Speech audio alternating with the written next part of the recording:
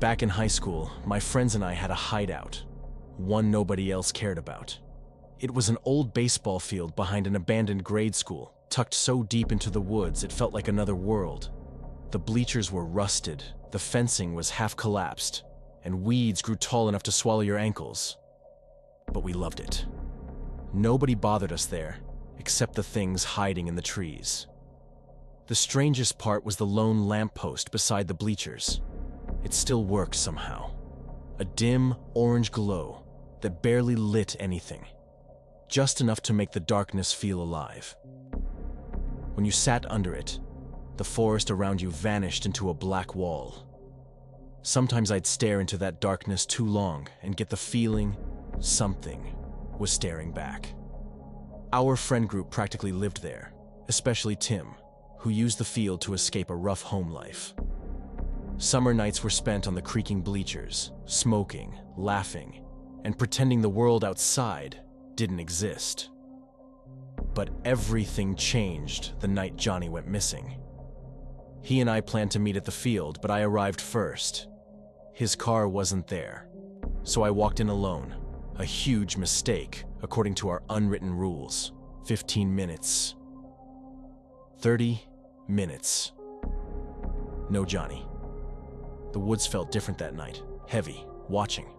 I walked back fast, texting him again and again. He never replied. By morning, he still hadn't. Hours passed, then days. Search parties combed through the forest, but there was nothing. No tracks, no clothing, no body. Johnny had vanished like smoke. People whispered he ran away. I knew better. He would never leave without telling us, without leaving a note on those bleachers. A month later, still drowning in guilt, I returned to the field alone. But someone else was already there.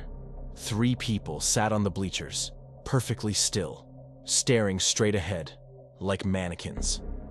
And one man, one I recognized but couldn't place, was spinning, skipping, dancing in slow circles near the baseball diamond. His smile was stretched too wide. His movements were too sharp, like he was following music no one else could hear. That's when it hit me. I'd seen him before. Somewhere in school, a janitor, a volunteer, a face in a hallway, but I couldn't remember. The group never reacted. Not to the wind, not to the bugs, not to me. Their stillness made my skin crawl. I slipped away as quietly as I could and ran to my car. Right before I left, I saw a car parked at the far end of the school lot. Its headlights flicked on. Same model Johnny drove. I didn't think. I just stomped the gas and fled. Weeks later, while flipping through an old yearbook, I found him, the dancing man, in the blurry background of a sports photo, a janitor I had walked past 100 times without noticing. The cops said the man didn't exist. No record, no social security, no history. He was a ghost. The final time I saw him was at a Dunkin' Donuts early one morning. He looked right at me, smiled that same stretched smile, then hurried outside into a freshly painted car. A car with the license plate 4PAC207. Johnny's plate. My stomach dropped. His car. His murderers. His fate. I never went back to the field again. Rest in peace, Johnny.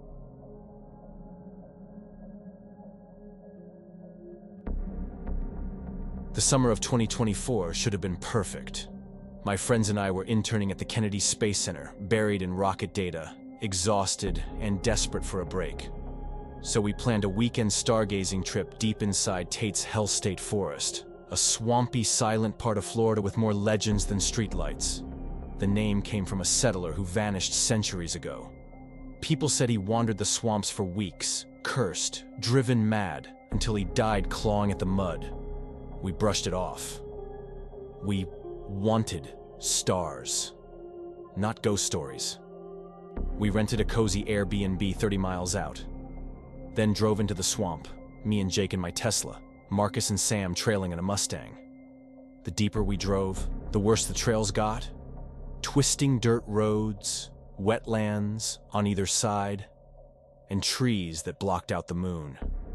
Our phones died out, so we switched to walkie-talkies around 2 a.m. We reached a clearing so dark, the Milky Way looked painted on the sky. We set out blankets, pulled out our telescope, and started stargazing. 15 minutes later, Sam whispered over the walkie, "Do you guys see headlights?" That sentence alone killed the excitement. A faint beam moved slowly along the same narrow trail we came through. No houses for miles, no camps, no traffic at 2 a.m. Whoever was out there wasn't lost. They were looking for someone. Jake grabbed the walkie, flashed them. See what they do. I tapped the Tesla headlights 3 times. The truck stopped dead. An old, rusted pickup. Engine rumbling 2, maybe 3. Figures stepped out and just stood there, watching us. Unmoving silhouettes in the darkness. Then we heard it. Whispers. Low, raspy, garbled. Too many voices for 3 people. They drifted through the trees like a chant. Marcus's voice shook through the radio. "Those voices, dude, nobody normal is out here." We decided to move. We packed fast, drove down a side path, and found another clearing. No headlights, no voices. Maybe we shook them. 5 minutes later, Marcus whispered, "They're back." Those same headlights sliced through the trees. Closer, faster. Then, the truck revved. Long, deep, taunting. Sam shouted, "Move! Now!" We peeled out of the clearing, branches scraping the undercarriages, and the truck followed immediately. High beams blasted into my mirror, blinding me. I floored the Tesla. Marcus's Mustang fishtailed behind us. The truck stayed close. Too close, Jake shouted. "They're trying to cut us off!" We hit a fork. I swerved left. The Mustang followed. For 1 second, I thought we lost them. Then, the truck appeared again. This time only yards behind. Like it knew every turn in the forest. We burst onto pavement, tires screeching. The headlights vanished the moment we hit the highway. We pulled over and sat in silence, shaking. We listened. Nothing but insects and wind. No engines. No whispers. We never told anyone what happened. And none of us ever went back to Tate's hell. But sometimes, late at night, I swear, I hear those same whispers coming from the woods outside my window.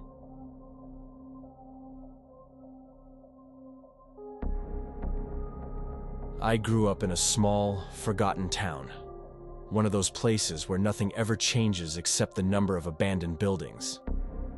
The old grade school was the worst of them.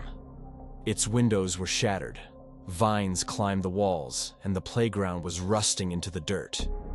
Behind it was a baseball field that became our escape, a place untouched, hidden, and strangely peaceful. But the orange lamppost changed everything. It stood alone beside the bleachers, casting a sickly glow that barely illuminated the field. At night, the woods turned into a solid wall of blackness. When you sat under that light, it felt like being watched from every direction. One evening, after a long day, I decided to take a walk to clear my head. I ended up at the field. I sat under the orange light and let the quiet settle over me. Then I noticed something. A shape. Halfway between the trees. Not moving. Not hiding. Just standing. I blinked, and it was gone. The next night I brought friends. We joked around, smoked, tried to forget the world. But every time I glanced toward the woods, I swear I saw something shift. A reflection. A shadow. A figure. Eventually, everyone else started seeing it too. One night, as we talked under the orange glow, we heard soft footsteps in the dirt behind us. We spun around. Nothing. But the light flickered. Then from the tree line, a voice whispered, "Why are you here?" A man stepped into the edge of the light, tall, thin, smiling. His eyes glowed faintly, like reflecting animal eyes. He said nothing else, just stared. We froze. Nobody breathed. Then he stepped backward and disappeared into the woods without a sound. We ran. The next day, we told the police. They searched the area, found footprints, bare footprints, but no man, no camps, no homes, no signs anyone had been living out there for weeks. We avoided the field until curiosity pulled me back. I shouldn't have gone alone. The orange light flickered as I approached. There, sitting on the bleachers, was a piece of paper folded into a perfect square. My name was written on it. Inside, in shaky handwriting, was just one sentence. "You shouldn't come here alone." I never went back. And to this day, I still dream about that smile in the orange light.